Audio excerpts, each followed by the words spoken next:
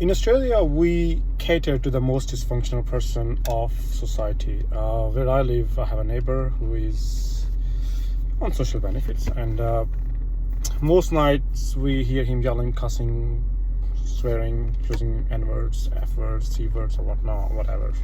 He just says it. I've got two young kids, and they have to hear that, and they have to hear how Melbourne is like as compared to where we lived before.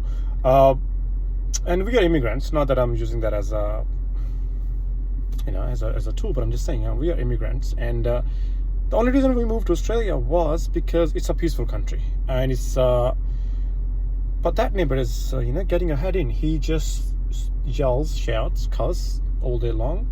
Once he threw a beer bottle, which broke our window, and landed in our living room.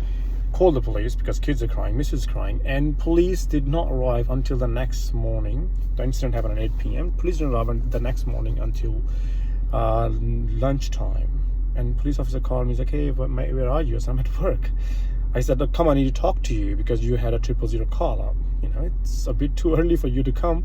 But anyways, I went home and I started talking to him. And I said, "You're a bit early, aren't you?" And he said, "Well, you can't talk to me like that. You can't be sassy." And I was like, "Well, she'll sue me. There are people here who are throwing beer bottles through the windows.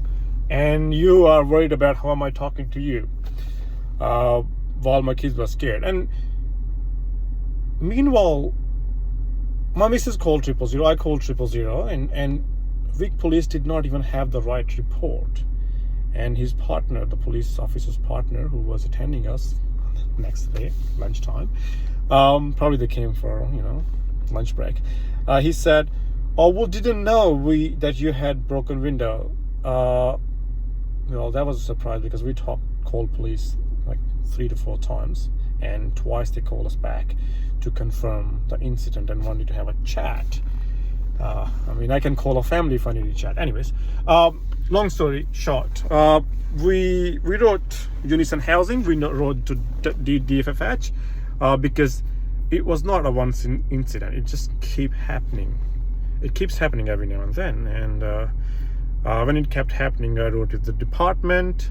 I wrote it to Unison Housing and my local MP, and they said we couldn't find anybody responsible for that, so that's why we cannot do any more investigation. But if you want us to do more investigation, please write to us, which I did.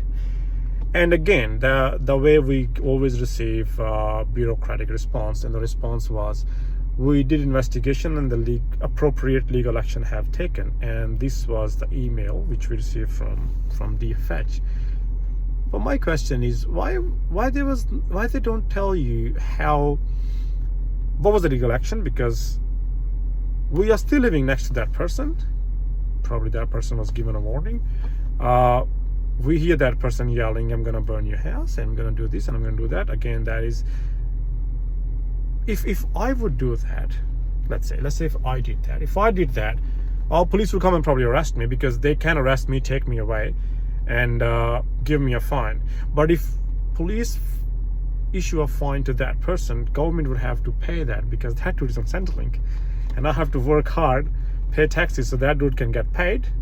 That dude can be on drugs. He can drink 24/7 whenever he wants to. If I rock up at my work high or on alcohol, drunk and whatnot, I'll probably get fired.